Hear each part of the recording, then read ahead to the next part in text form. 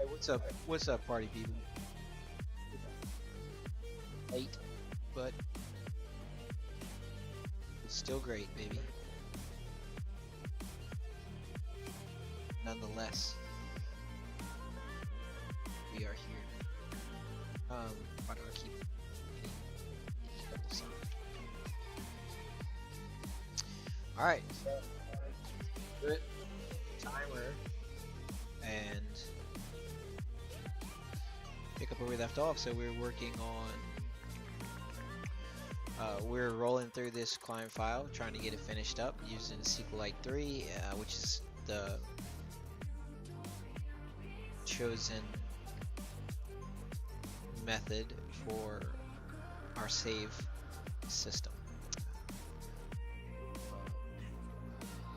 Constantly persistent save system, meaning that whatever point you get disconnected at, you're going to have a perfectly saved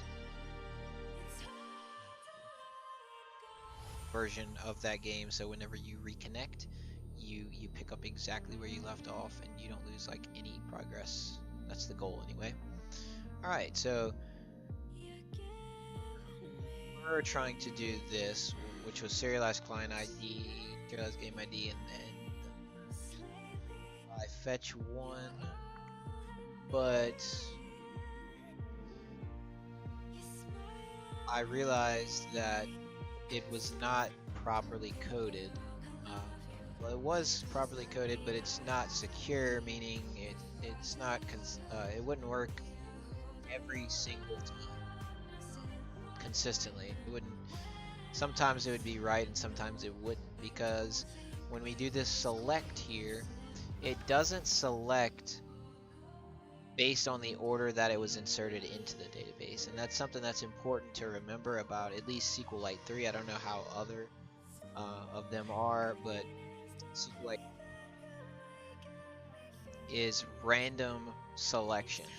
So just because it was placed into the database in a certain order, that does not mean it will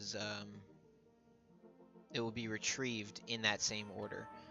So unless you specifically order it after the fact, it's not going to be in order. What we're going to do is we're going to order it using, well, we're basically just going to, we're going to organize it into a dictionary after we select everything. So we're not just going to retrieve the value associated with,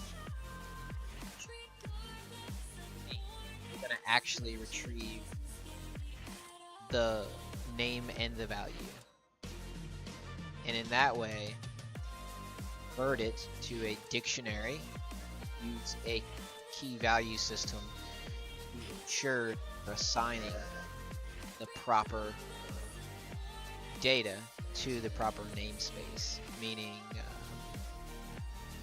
so when we do select value here, we're going to change this. We're going to select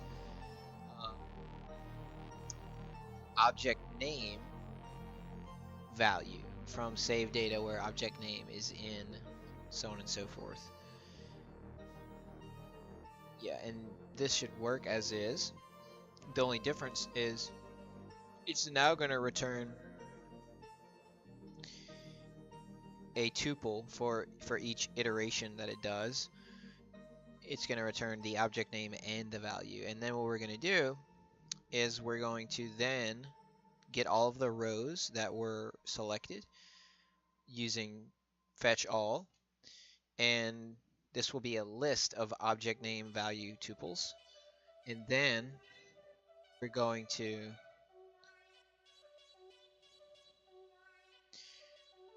do result dict equals dictionary of rows. So we're going to convert the list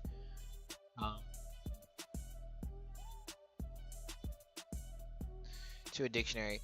Now, do we have to actually do that? I don't know. We might be able to just might be able to just use the list, you know? Couldn't we just iterate through the list? Because if it's a list of tuples,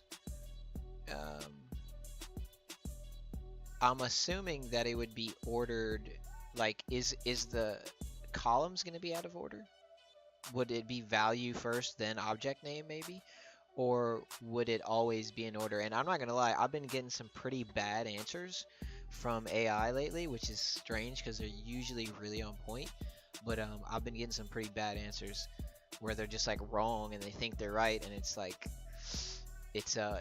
and they're very confident in how they're wrong, but they're very confident that they're right. It's very dangerous. So yeah, you really got to be careful using AI. It's a big help, but it can be wrong, and it's very good at making itself look legit when it's still wrong. So I don't want to trust it as much as I kind of have been. So I'm going to make sure I'm testing pretty much all the code that I get from AI before I actually like go roll with it, you know? So here's what we're going to do. I'll ask AI first, and then we're just going to test it, and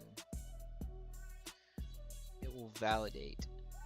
So the question is, when we do cursor fetch all, and we get this rows return,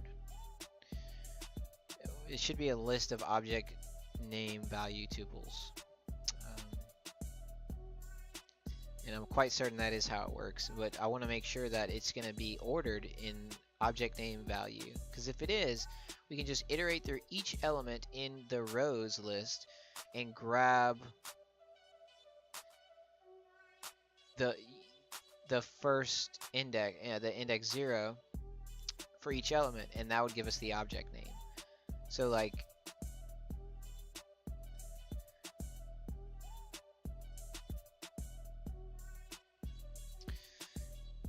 well, in that, like, that does require a lot of work though, right? Because we'd have to do, we're trying to extract the client ID name. So like, what we would have to do if we didn't convert it to a dictionary would be to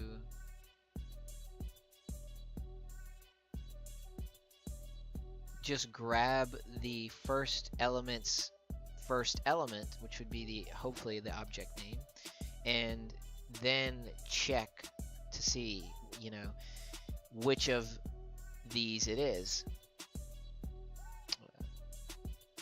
instead of just using a dictionary to directly access it, you know what I mean? Because then we can just access it like this. We don't have to like say, is it this one, or is it this one, or is it this one? And I think the performance would basically be the same. So yeah, we probably actually would just do the dictionary conversion, considering that otherwise we would just have to check the name each time.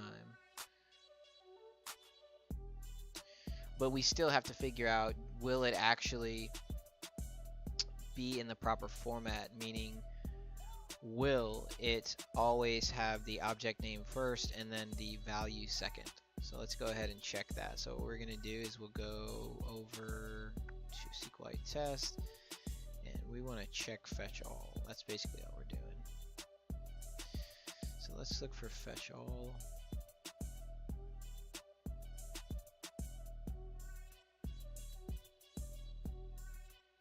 Check testing. What is check testing? Oh, that's a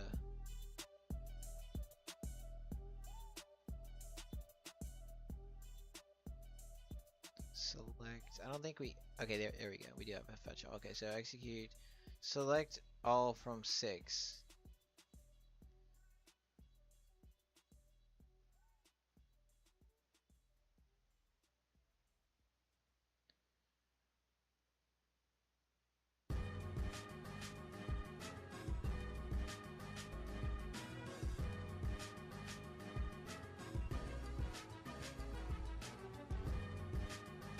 Let's let's just do this from scratch. I don't want to fool with it. We'll just say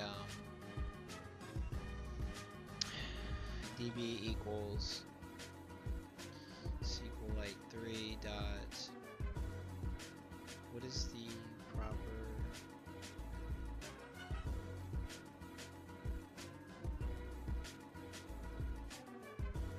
connect? So we would say connect.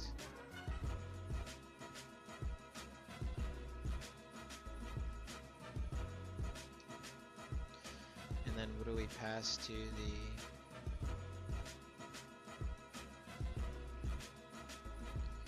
pass the name to it. So we'll just say fetch all. And then we're gonna do c equals db.cursor. Is that how we do that?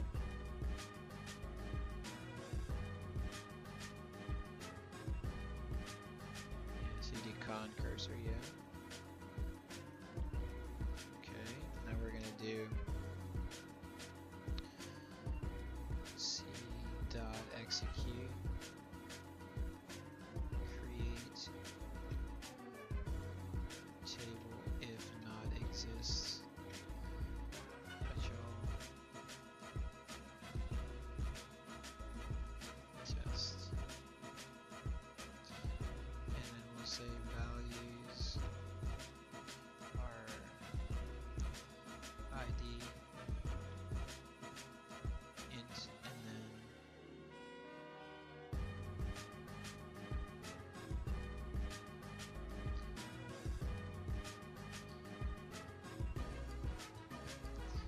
name text, and we're going to do c.execute insert into fetch all test values.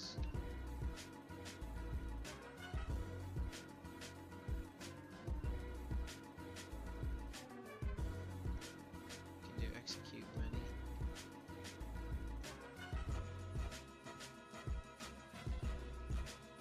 And it's got to be, well, the parameter count. So it should be 2. Right? Isn't that how that works? And then we do comma, and then we'll say fetch all iterable.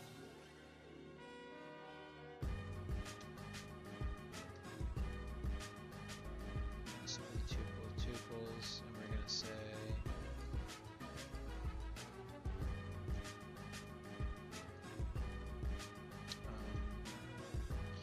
one, two, three. There we go. And then we're gonna do c dot execute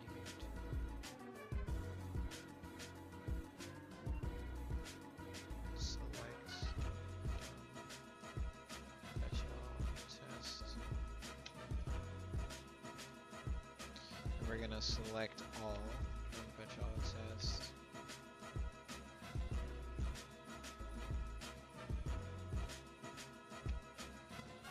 Where ID in, and then we would do the number of things in the iterable. So we would do 1, 2, 3, and then we do comma. This is going to be the fetch all iterable. Well, actually, we'll call this the ID iterable. And it's going to consist of 1, 2, and 3. It's going to be looking for the ID, so this will just be called the ID iterable. And then we'll do c.cursor.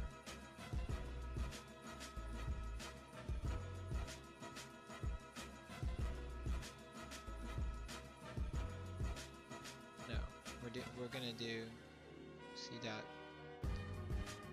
all, and we want to verify. So select ID name.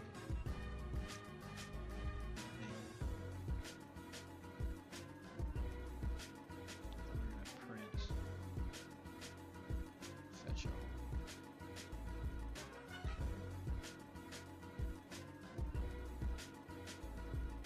Let's disable these lines.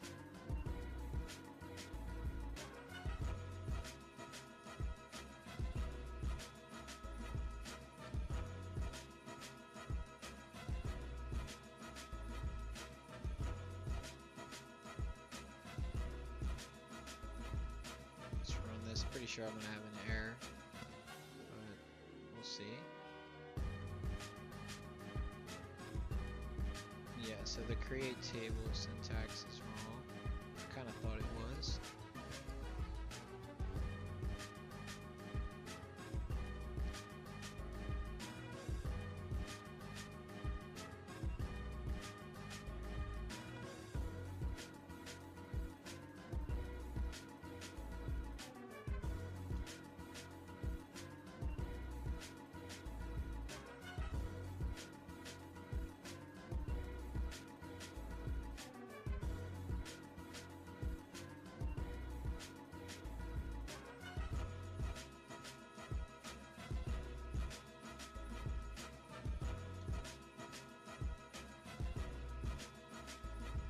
So create table does not use values. We just do the name of the table, the parameter, the column name and types inside of the parentheses. Now this should work. Probably got another error, but we'll find out. Okay. 236.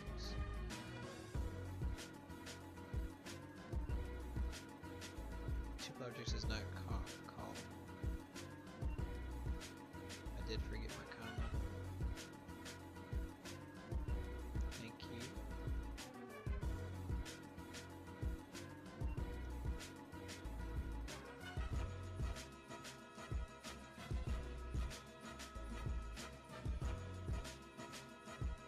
Okay, there we go. And we did select ID name, and it does indeed always return ID name. I guess we'll just run it a few times to see if it's always in that order. It looks like we're 2 out of 2, 3 out of 3. Let's just do 5 out of 5. Let's see, 4 out of 4. Do 5 out of 5. There we go. Alright, so we verified that. And we're just gonna send this code to Grok. Grok actually wasn't better, in my opinion, honestly. So what we'll do is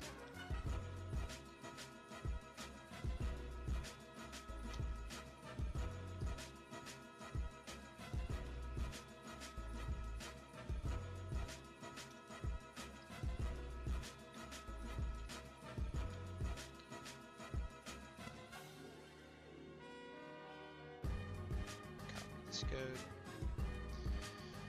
then we can comment it out.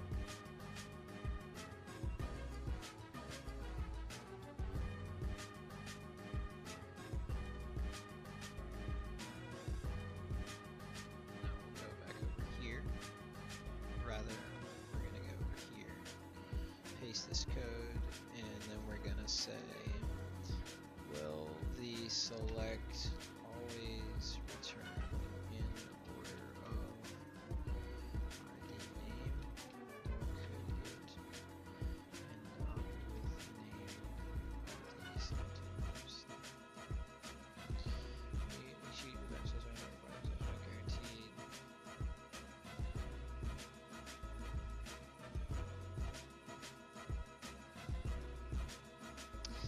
No, but if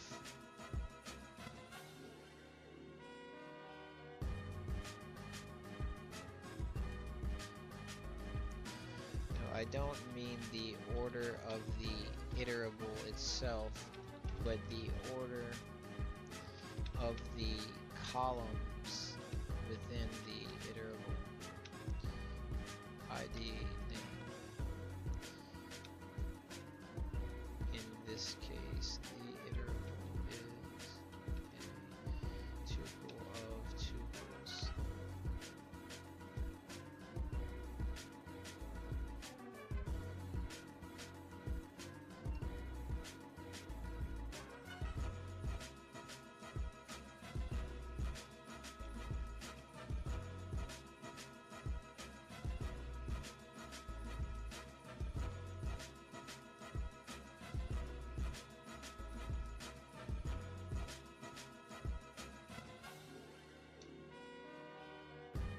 You're asking about the order of the columns and the result set, not the order of the rows. In your example, 1, 2, 3, you're inserting rows in the form ID. When you execute the select statement, the order of the columns ID name in the result is fixed as ID name. This is because in your select query, you're specifically requesting ID name in that order. And the database will always return the columns in the order you specify in the query.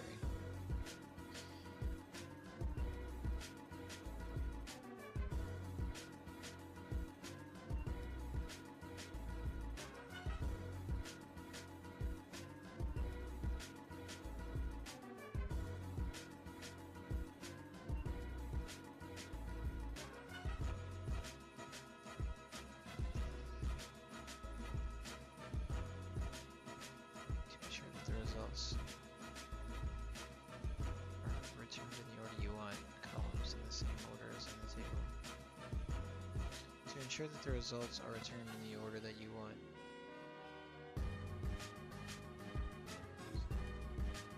the results are returned in the order you want,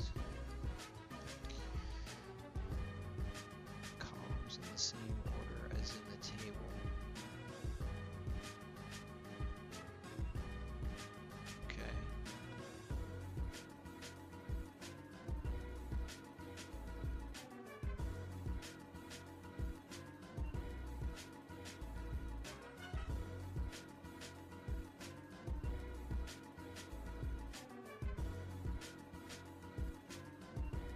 Gotcha.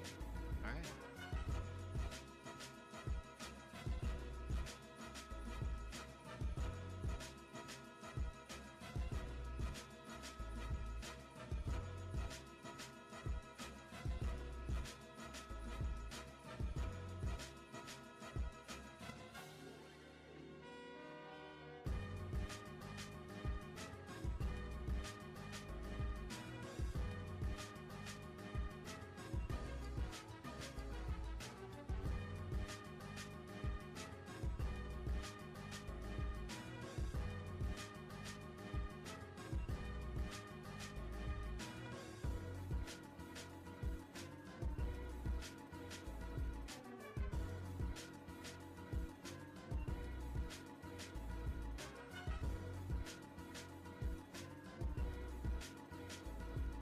Rows equals cursor, fetch all returns list, okay.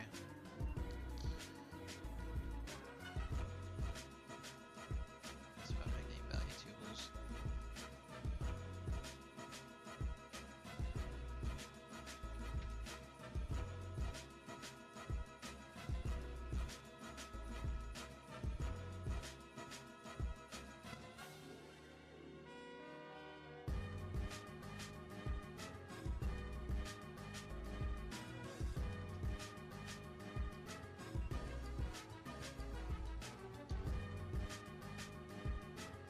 In your code, rows equals cursor fetch all returns a list of object name value tuples.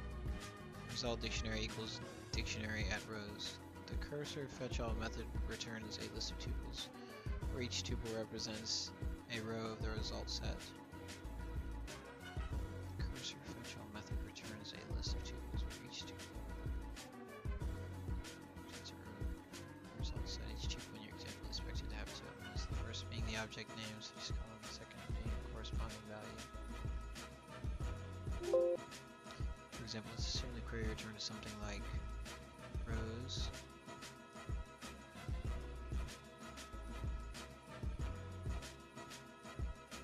this would result in the result dictionary being equal to object 1, 10, object 2, 20, object 3, 30. Structure of row, yeah, I'm worried about the dictionary.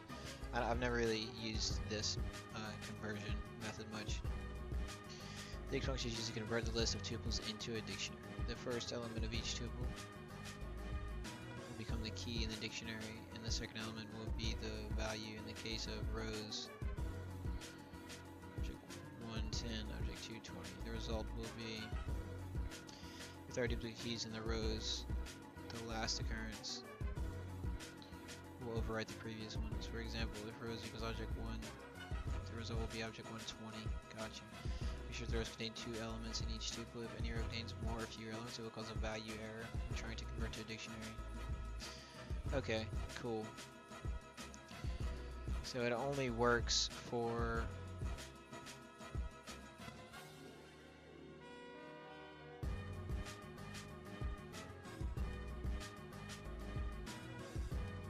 it only works for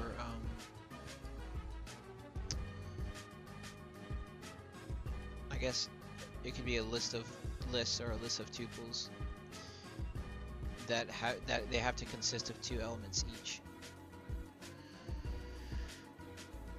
This gives you an easy way to convert rows returned from a SQL query into a dictionary where the column names or object identifiers are keys and the associated values are the corresponding values in the dictionary.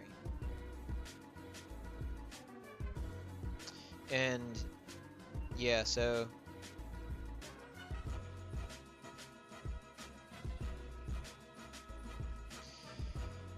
this should work. It brings up something that I was having to figure out though, is like how are we going to, whenever we have to reapply the data from the database on a reconnect, whenever we do that, how are we going to apply it? Are we going to access the, like obviously the data is in the database and it's going to have the object name. So like I guess what we would have to do, like, how do we, it seems like we couldn't, like I already tried this. I tried to get the name of each object and it doesn't work like that.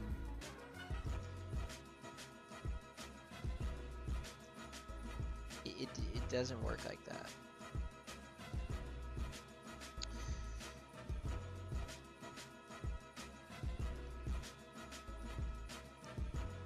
We can't extract a string called serialized client ID from this namespace of the variable.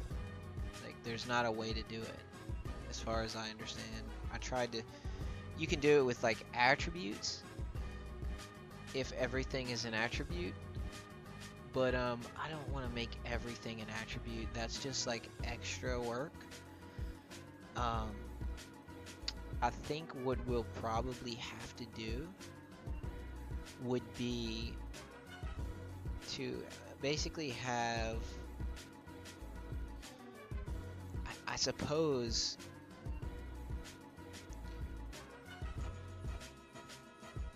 whenever we went to save something, or to save it to the database, we would assign it like an ID, an individual, a unique key, which would just be an ID starting at 1, and then it would increment upwards every time we saved a new object. So the first saved object would have the key of 1, second would be 2, third would be 3. And whenever we do that, we would simultaneously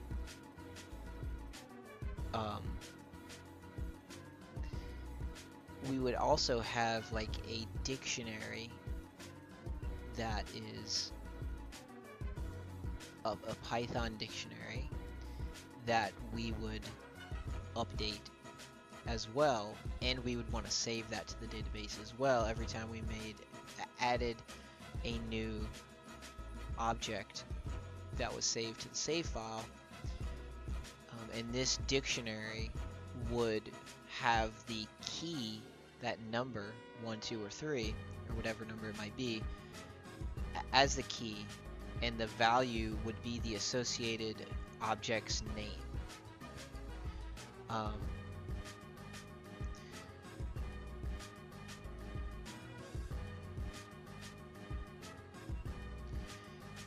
And then we would basically just have to we would have to go through, and whenever we reconnected, we would load that data, we would load that dictionary from the database that has all of the object to number key relationships, object namespace to number key relationship, and then we would, well, I could just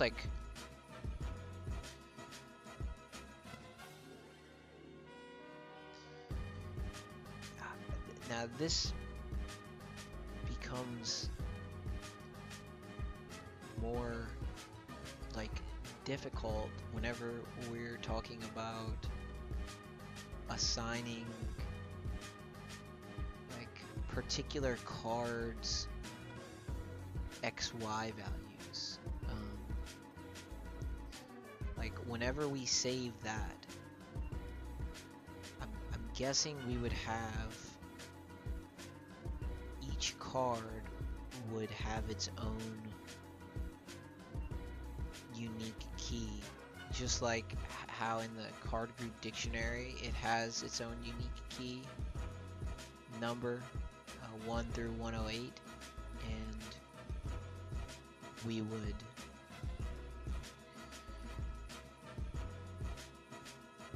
basically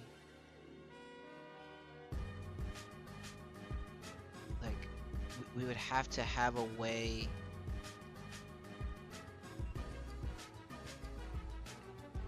that's the most difficult part I can think of right now, is how do we call the card whenever we are reconnecting? We would say, well, we would use the card group dictionary, right? And then we would access the particular key of that card. But how do we know that's gonna be the same card? Well, I think they're always in the same order, because whenever we create the deck, it's created in the same order. So I would like to think that that is not something that fluctuates, and that it's always the same. So as long as that doesn't fluctuate, whenever we want to access a card to update it after a reconnect, we would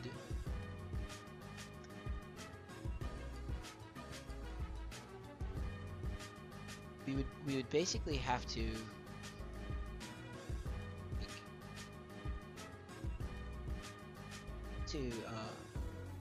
have a unique system, because, well, not necessarily, right? With that key dictionary we were talking about, we saved containing all the mapping between the number key and then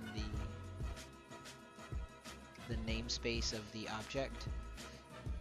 We could have it be for cards, it's whatever the next ID would be, as and then value would be the object name. We'd have to make that object name be card group dict and then at whatever index, because that's how we access it, through the index, and that would be how we would set the XY values of each card upon a reconnect.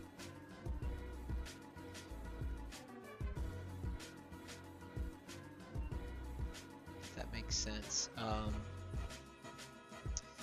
Yeah, and I think we could use like we could use execute or something similar that would use the mapped value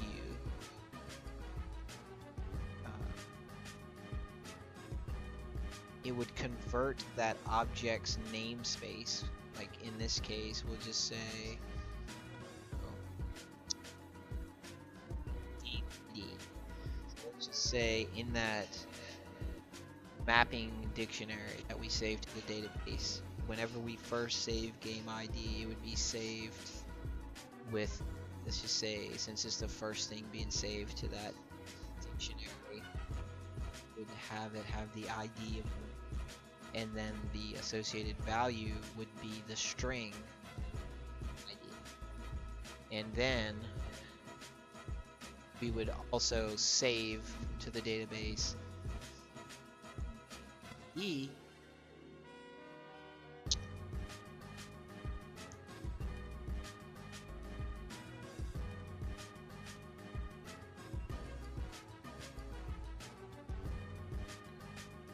we'd have game ID as the object name, and then we would have the associated value, and let's just say the game ID might be like 13. So, but now I'm just realizing, I'm like, well, couldn't we just add a third column to that table so that we had yeah, I think we could just have a third column added to the table, which would be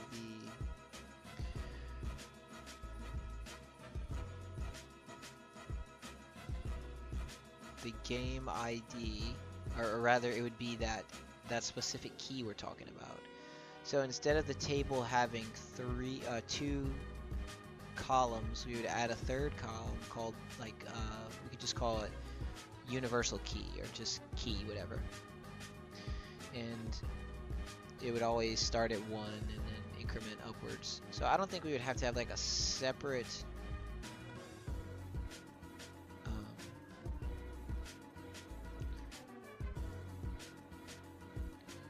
dictionary.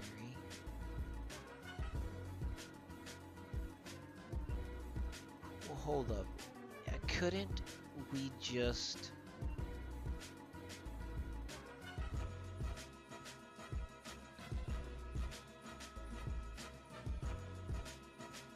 I'm thinking, do we actually need that? Or could we just make it to where we used execute or evaluate to convert the string, you know, and execute the code? Like, do we actually have to map it to a specific key integer? Or could we just convert that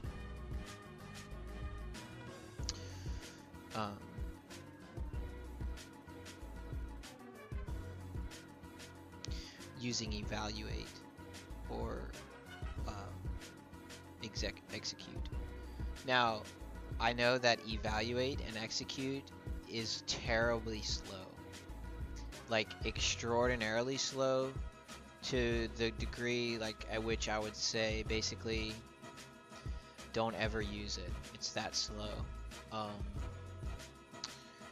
remember doing tests on it and it was like 10,000 times slower than an alternative method. So in that sense, if we had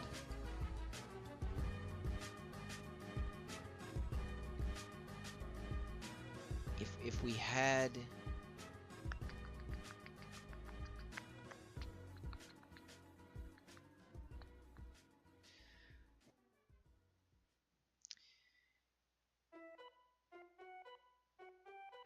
see, now this is difficult. This is not easy. This is probably going to be, this is one of the hardest things, the hardest puzzles to solve here, because we have to make it to where I was gonna say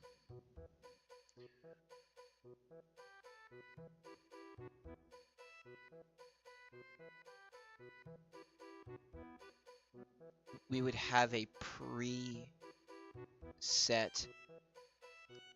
record, or like a pre-made dictionary that consists of every object, where we would have to go through this entire client file and find, we'd basically have to map each object, add it to that dictionary, and then have a key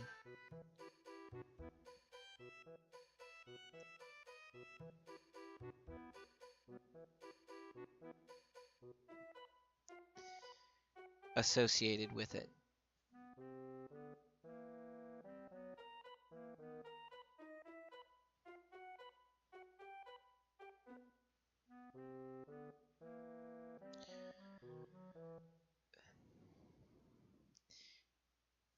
Yeah, this is hard. This is probably the hardest thing I'm gonna have to do.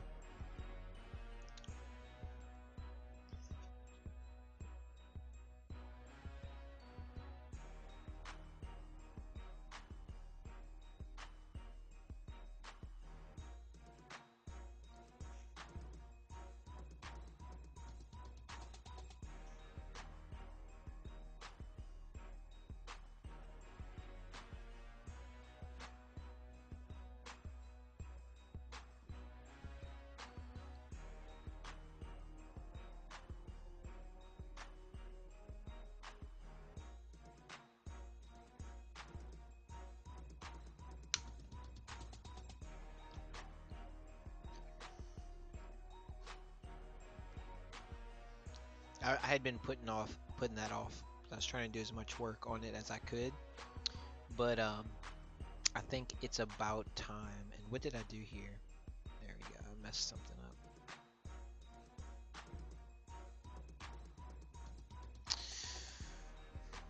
So as far as this key mapping thing,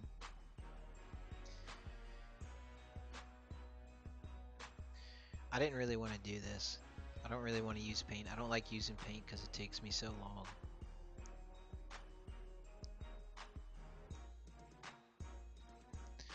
But let's just map this out here. So this is going to be our database.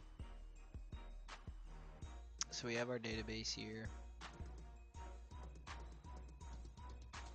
And then we're going to have, let's say we just do, we have A as a string. Then we have a variable called A. And then we're going to save that. And it's going to consist of this row is going to consist of A as the object name, and then 1 as the value, and then we'll just have another one that's B, and then it's going to be 2,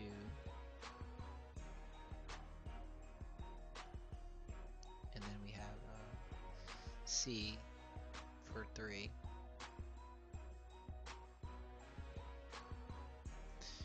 Now, whenever we reconnect, how do we make it to where this is just, we'll say this is the client file on a reconnect. Whenever it reconnects, how do we know that when we're trying to load in the data from the database, how do we know that, like, how do we convert this string name to an actual variable?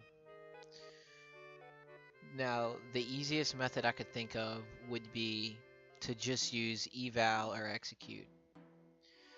We could just use eval, and we would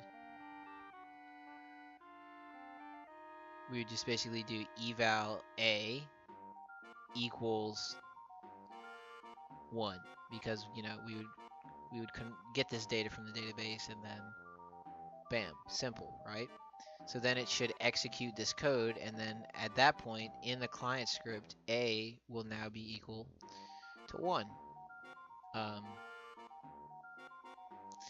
Easy. And for a card, we would say like the namespace would be card group dictionary. So we'll say CGD. Card group dictionary, and then we'll map it to, or that's not right. It would use an index. So then we'd say whatever index it is. Let's just say this particular card is 12. And this is just going to carry over here. So we just have card group dictionary at index 12 for the name, the object name, and then we would have the value associated with it. But actually this would have to be like .x or .y. So we say .x right there. Now that's terribly ugly, but it works. And then we would have the associated value, and let's just say the x value here would be 58. And then we would also have to save the y value. So we would just basically replicate this line right here, this again, but we would change the x to y. And whatever the y value is, let's just say it's 75 or something. So then we have 75.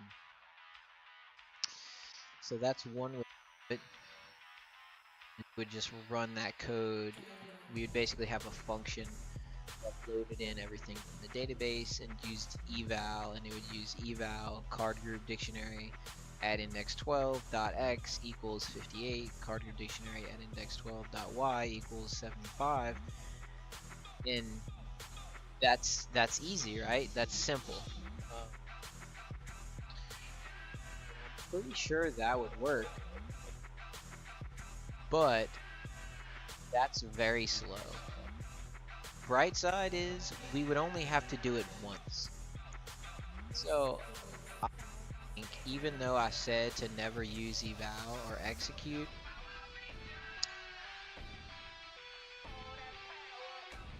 I think there would be an issue with it. See,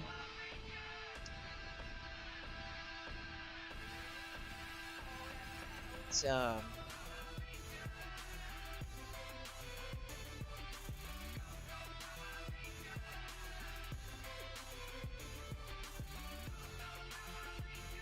if it's only going to be run once, I have no problem running it, Now, if we had to like consistently do this, that's a different story, but this is a rare thing, like people get disconnected often.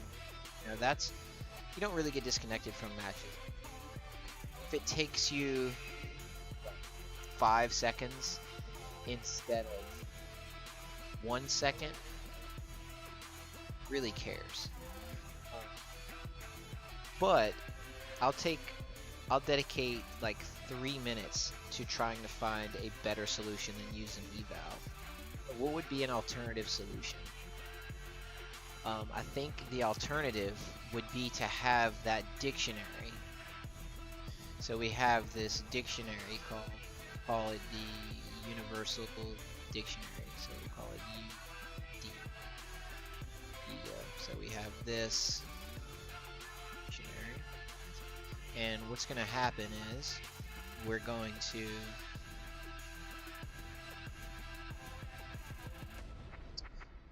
whenever we saved this A value here, so just switch to yellow. So whenever we did this line right here, that would also correspond to this action happening.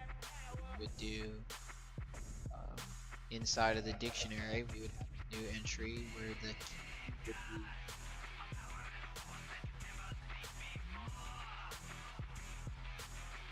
let's just say you also have to save the key. Add in, this is like a third column to the database space. We would have the ID. So we have this row, and then this row. So let's just say this ID for the universal would be corresponding to universal dictionary key. It would be 2, maybe 3, alright? I think is a 3, dude. Here we go. So in this instance, at the time of saving this to the database, we would also, and this would just be an incremented counter right here for the universal. You would say, let's think. So we have 1, 2, 3. Yeah, so we would do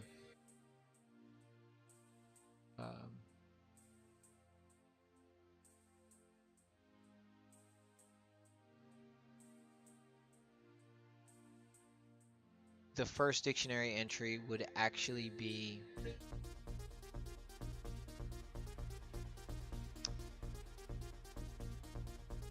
I guess we would map it. Yeah, we'd map it to the key. So we would say the actual object A corresponds to the ID 1, which corresponds to this ID right here. So yeah, makes sense.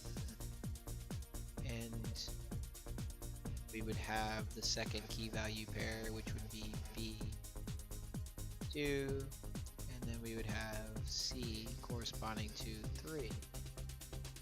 Now, we would also have to save this dictionary, right, to the database, because whenever it crashed, this dictionary would be lost unless we had it saved.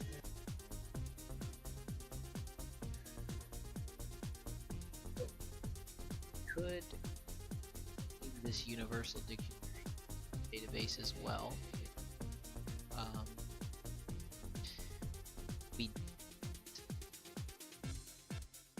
Whenever we load it back in on a reconnect,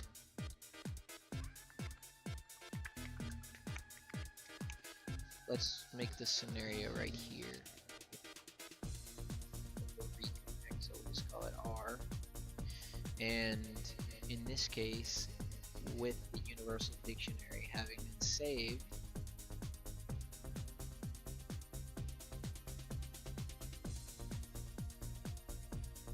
it's not gonna work. It's not gonna work. Like, yeah, as I'm mapping this out, I'm seeing this, because when we load back in, A being mapped to 1,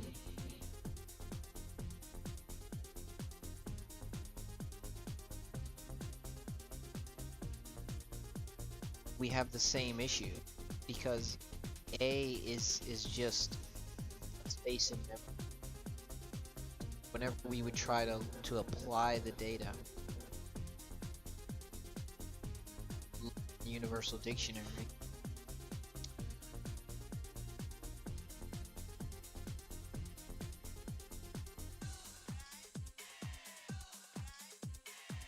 we would do, still have to use execute or eval.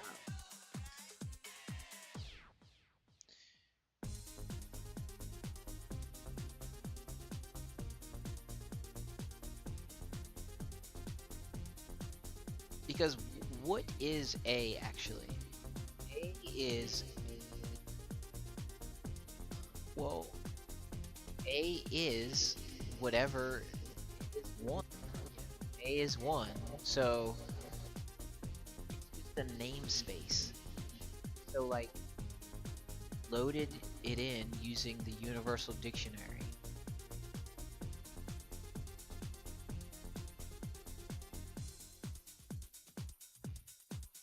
How would we say A equals A? You know what I mean? Like, this isn't a string, it's a mapping. It's just a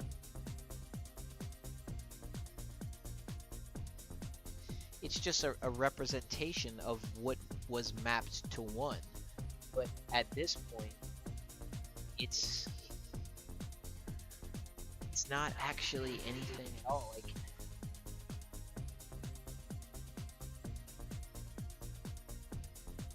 oh, well, you know what we could wait.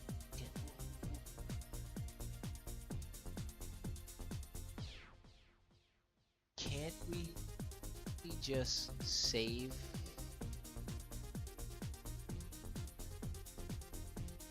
Can't we just save A as 1?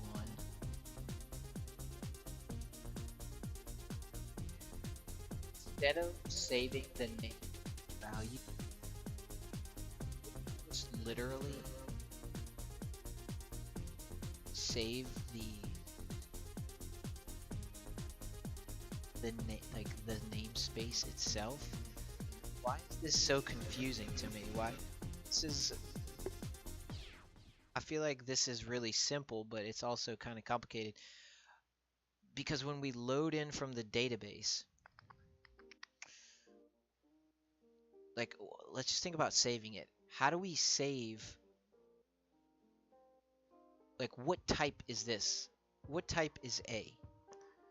Well, A is whatever type it corresponds to. You know what I mean? Like, it if this was called game ID, it would just be game ID maps to 1. So whenever we try to load it in,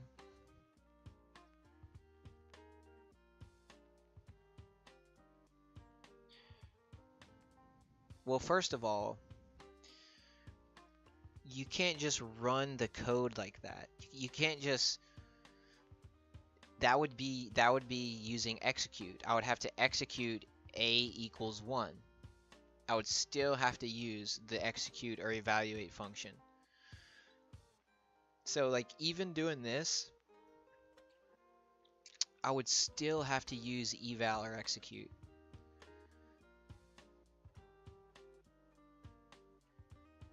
Now if I just used the ID, let's nix this here.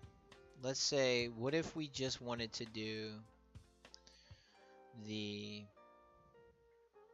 ID mapped to the actual object or whatever. So we'll say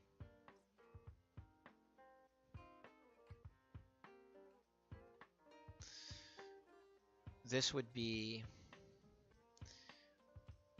1, and this would just be game ID basically. Why is this? What was I using before? Okay, I was using marker. Alright, so we got marker, and this is 1, and it's gonna map to whatever this ID is over here, or whatever this value is rather. And we'll pick this pretty blue color. So this is 1, so then this would be 1. And then so on and so forth. You know, for this second thing, which is CGD12, it would just be 2. And then it would be mapped to 58. See, we still have the same problem, because how do you know that 1 here corresponds to the object at namespace A? And how do you know that the number 2 corresponds to the object at namespace CGD at index 12? If this makes sense. So this is not the solution. This is not right.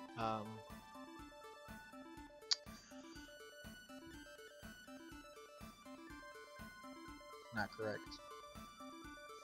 I feel like there's a way to do this though, without using eval. I feel like there's gotta be a way. I'm just not smart enough right now to figure this out.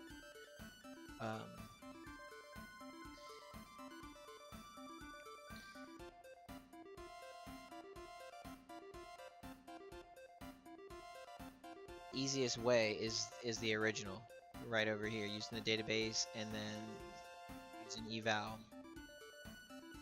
Like that's That's pretty much as simple as it gets, you know.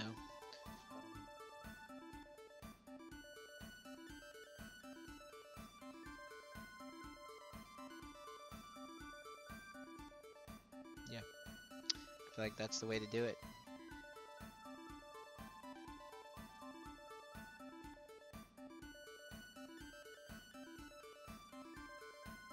Let me ask ChatGPT this.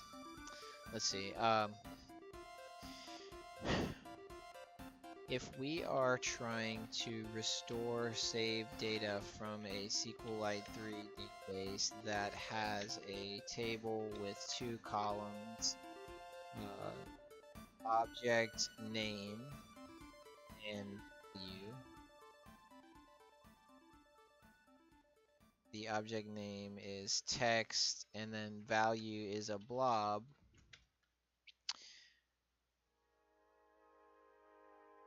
How could we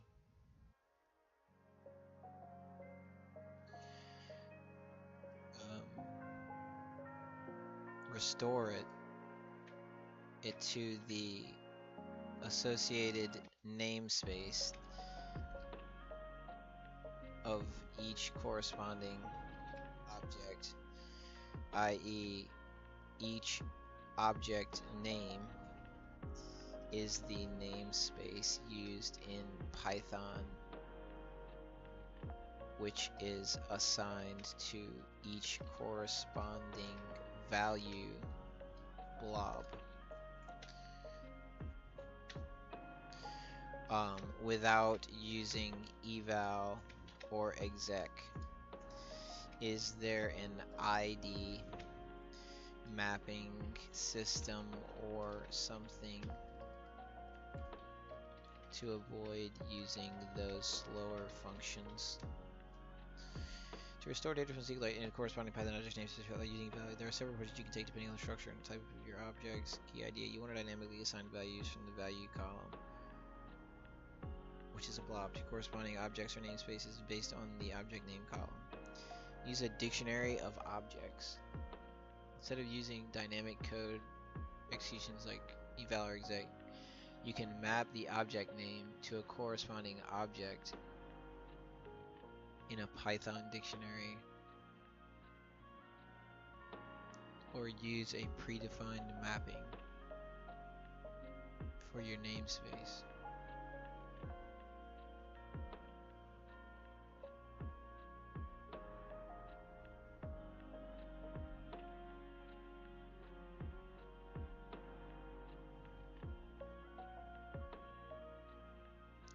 Okay, so that would just mean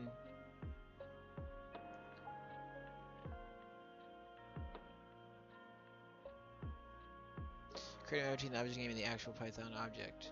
You can use a dictionary to store this mapping.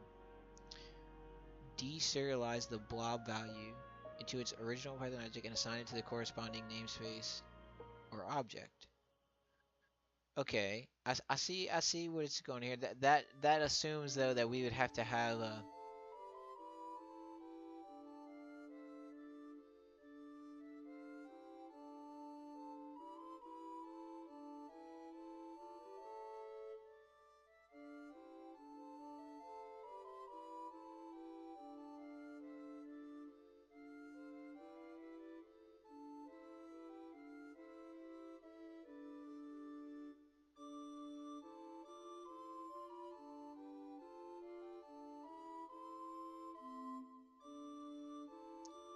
this is complicated, man. I'm thinking here. My brain is. I'm trying to figure this out. So like we would have a dictionary, and it would correspond the string namespace to like the actual object. But how would that work whenever you're loading in data from like a fresh script? You know, like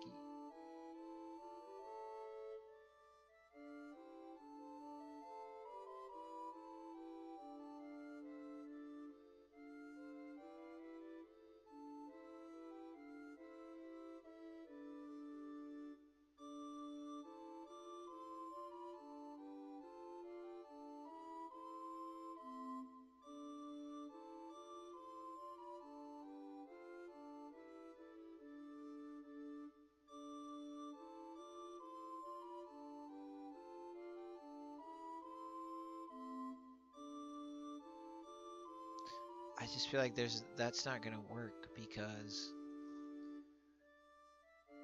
when you go to assign the object,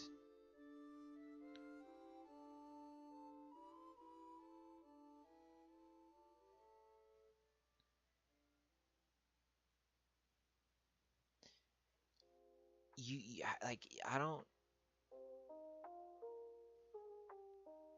Okay, because the namespace points to the object. So if you reassigned the object that was already created at that namespace, if you reassigned what that namespace points to,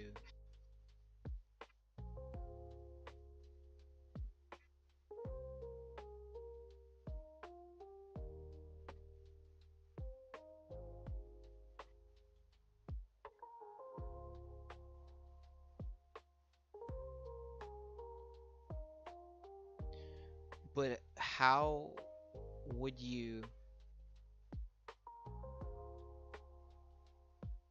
like, that means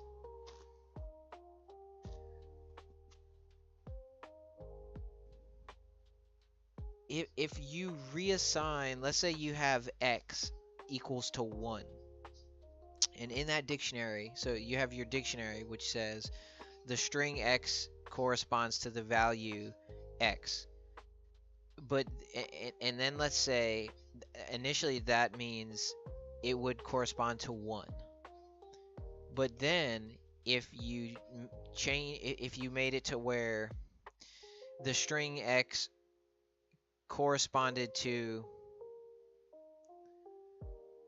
2,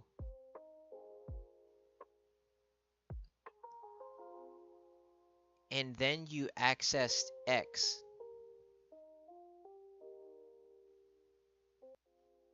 that's not gonna work. Like that, it doesn't work like that. If you try to, because when you access the value of a dictionary, it doesn't have anything to do with the namespace. It has nothing to do with the namespace x. It has to do with the dictionary itself. Like that only works for attributes. If it's an attribute, if it was like, you know, class.x, then you could say class.x is equal to this new value. And then when you accessed class.x, I don't even think, well, no, that wouldn't work either. That would only update that dictionary's correspondence. That just wouldn't work. Yeah, that wouldn't work. Deserialize the blob. Let's say you have a table object with 2 columns. Object name, which corresponds to the object name or namespace, and value, which is a serialized Python object. You can fetch data from the table and map it to Python objects like this. Yeah, so this is what I was thinking of. It's a predefined object, and then another predefined object. And then, okay, we would do...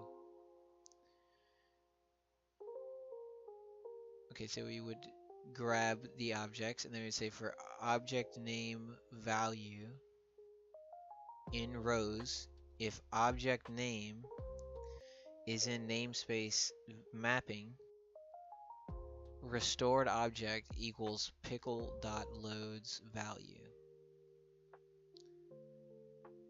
And then assigned the deserialized object to the corresponding namespace. So then you would just say namespace and mapping at object name equals restored object.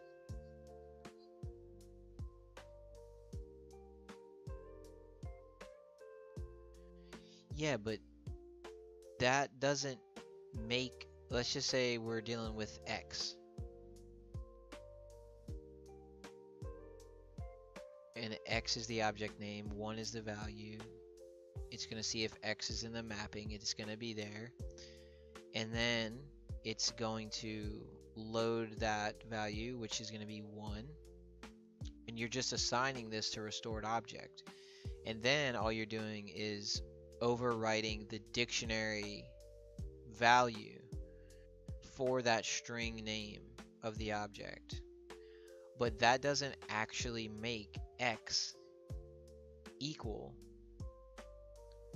to this restored object. You know what I mean? Like, if x is currently equal to none because we lost all of our data and we don't know what it was, it's set to none. This doesn't change x being equal to none.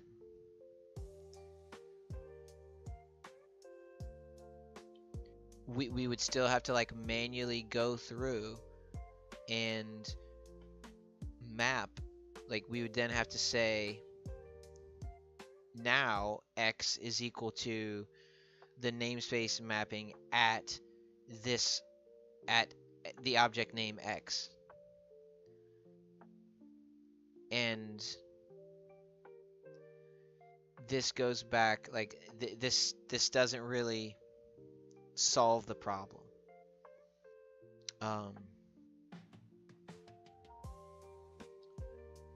Keys that you're mapping up seem to predefined namespace. This is what you simply do size and data. You assign it to a predefined object. Use a class or factory. If the objects you're restoring from the database belong to different classes, you could also map object name to a factory function or constructor. Define a dictionary of classes or factory functions. I've never really used a factory. Create objects based on the factory and assign the deserialized value.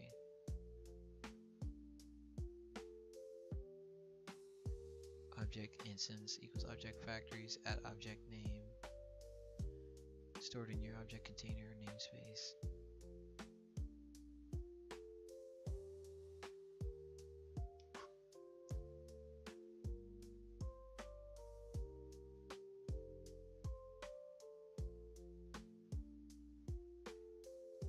Okay, yeah, I'm just, this is a hard problem. This is not, and this is, I don't know about the factory option that it just offered me, but the first option doesn't actually, like, it doesn't actually solve that issue.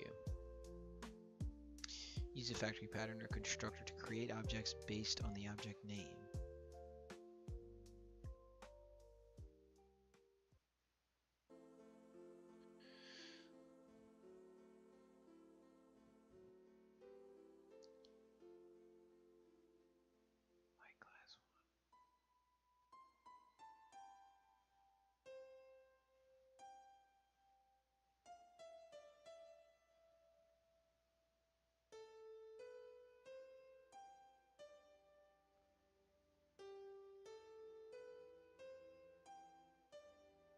I don't really understand how this creates the instance. Object factories at object name would refer to my class, and then we're passing the data, the value. I don't know, that doesn't seem right. And that would also assume that everything would have to be in the, like, a class format, and not everything is. You know, some of this stuff is just simple variables. I know exec and eval, like, try to word this. I'm not sure that this works. For instance, if I have x equals 1, then I save that data to the DB via object name equals x and value equals 1. When I restore the game after a crash, let's say x equals none, since we don't know what it was, since we haven't loaded in the save data yet. If we want to assign x back to its saved value of 1 without using exec or eval to convert x equals 1 to Python code x equals 1,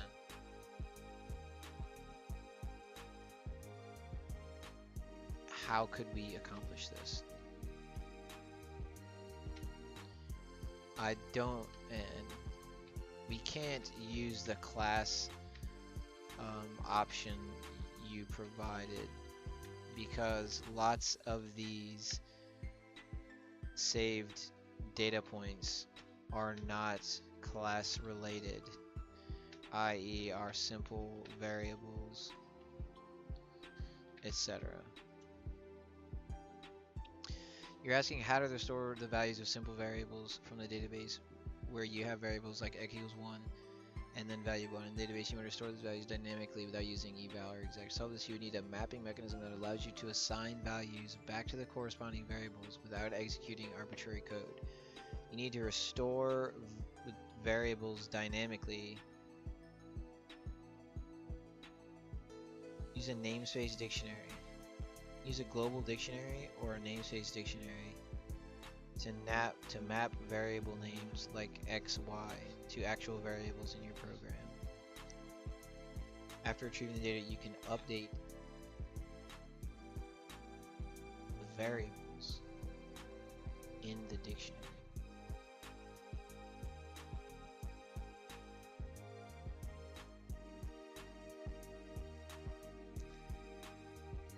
That's the same thing. That doesn't work though. After retrieving the data from the database, you can update the variables. You can keep track.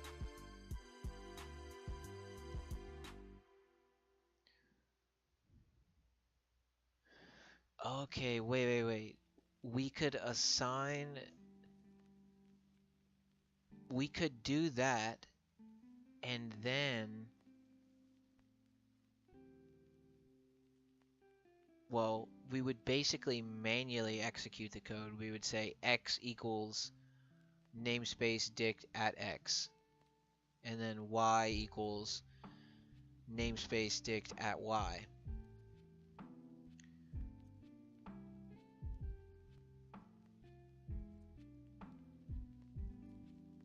But again, this like this is basically the same thing, and it raises the question of like, how do you dynamically generate this code? Because again, you're converting the string object name to actual Python code. So it's like you can't really skip that step.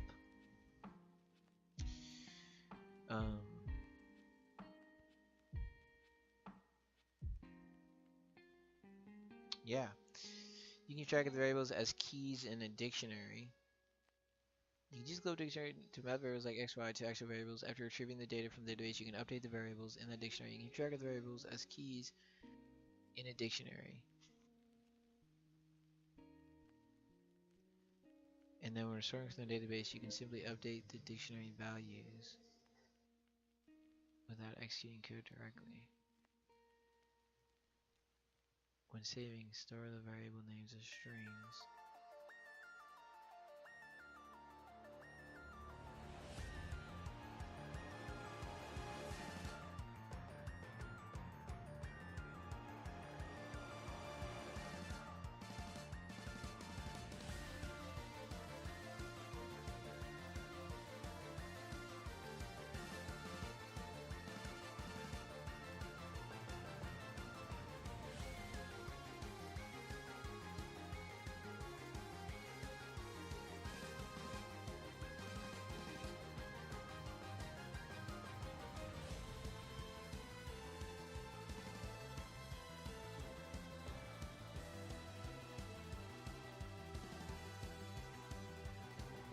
x is stored correctly, but it's not.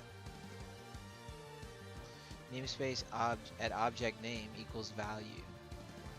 Namespace at object name. So at x equal 1.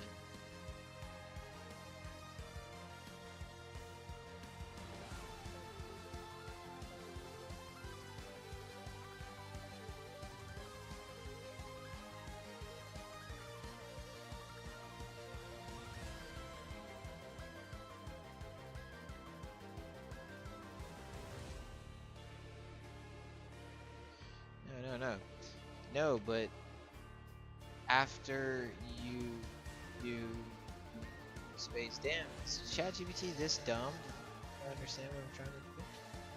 It's usually on point, no, but after you do namespace at x, doesn't that just updates the dictionary at x? It doesn't actually assign Python's x namespace to 1. It would still be actual variable. The actual variable.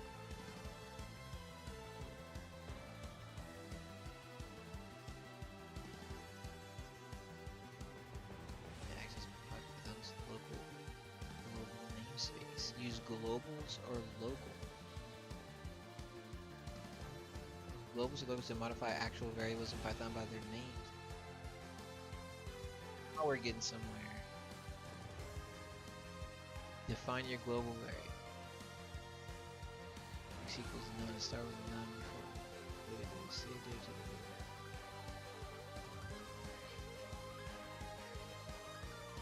Then we want to say object name is in globals because globals contains them as a string. We would say globals at object name equals value.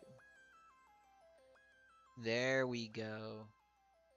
There we go. Globals returns a dictionary representing the global symbol table, which contains all the global variables and their values. By using globals at object name, you can directly access and modify the variable or any other variable in the global scope. That's what I'm talking about, baby. See, I just didn't remember that. Globals and locals. This is if you want to modify variables in a local scope, you would need to use locals. If you're working with locals within a function, use locals in a similar way. If you want to store multiple variables, you simply fetch state names from the database. There we go, baby. There we go.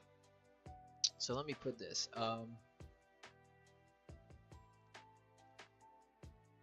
Let's put this in things to do. We might have found our solution. Solution to variable assignments after recon via object name.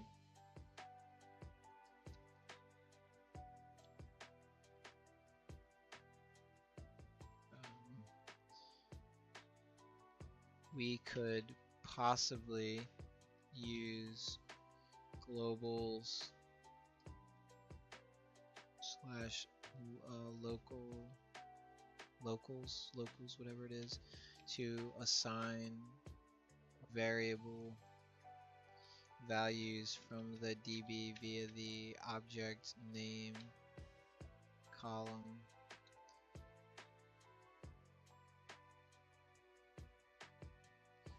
after recon. This avoids using slow exec slash eval and accomplishes the same goal.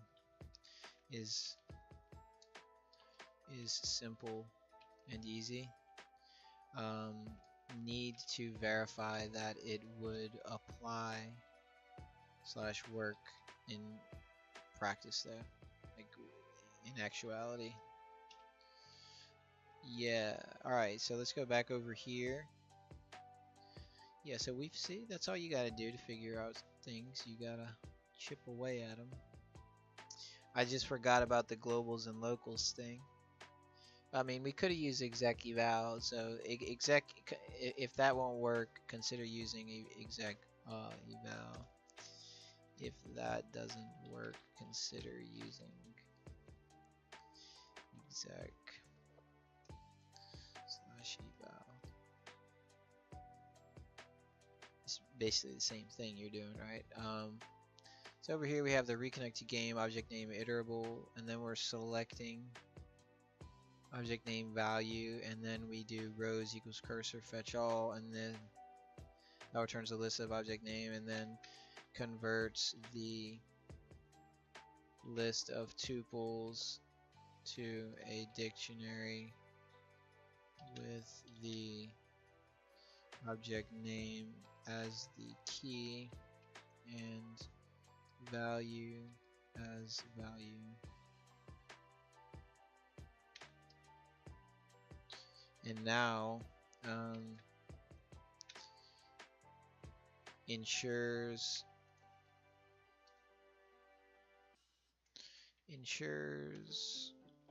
we will always be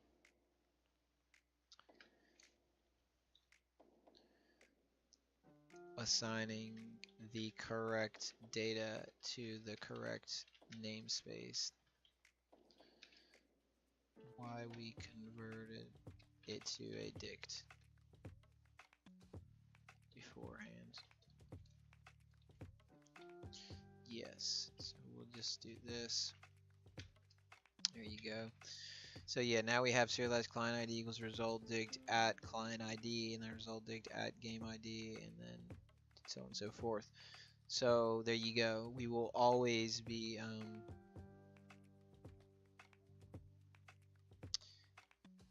we'll always be assigning them to the proper value. So whenever we reconnect to game, we do object name iterable, then we select them from the save data table, and then we grab all those rows, and then we do the result dictionary, which converts that list into a dictionary with the object name and as the key, the value is the value, and then we assign via the object name key, and that will assign it to the corresponding value. Yeah, there you go. Current form doesn't guarantee proper order, so this one is not what we want.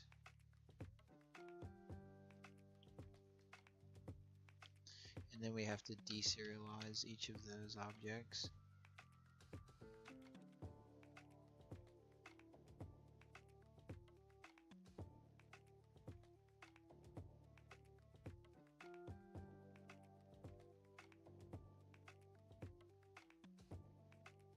There we go. Alright, so that's where we're going to stop for the day, and I think that was good. That was a good session for the most part.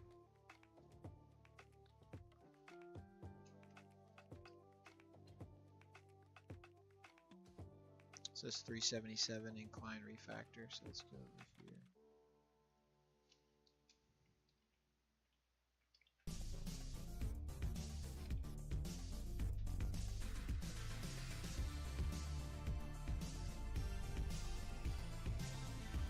It's difficult.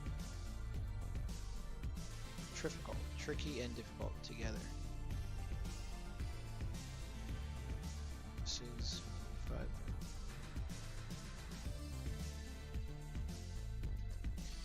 We're going to go ahead and stage and commit these changes. Here, 5, 4. There we go. And this will put us at 5:35. It is an hour and 32 minutes, so this puts us at 2.75 hours, which is almost 3, which is about what we like to do. 3 hours, we're close to that. So now we're going to do git branch as we are in the root of the project directory. We're going to do git add to add all that. Then we're going to do git commit -m, double quotes, paste, double quotes, committed successfully, 4 files changed, 48 insertions, 18 deletions. Then we're going to do git push Canasta secondary. There we go, pushing to that remote repo. Alright, there we did it. And now we can close out of this. Then we can go back to our local.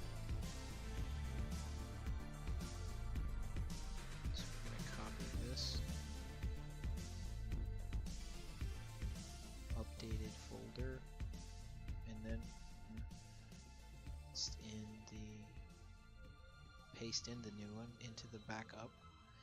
Enter into it to verify it did that correctly, and that is today's date. So so now we're gonna go change this to reflect today's date. There we go. So now we have an updated remote version and an updated local version. I think I made that mix up when I said it, but anyway, yep. So there you go, guys. Today, our solution I think is probably one of the most challenging parts of implementing that system, and we still do have to figure out, like, I think the really hard part, and it might be a lot more simple, just like this one. The solution was actually really simple, simpler than I'm thinking. I'm stressed out about having to solve that problem. We reconnect, like, what data to reapply and all that, and how we're gonna actually. But we'll cross that bridge when we get to it. I get ahead of myself. So I'll see you.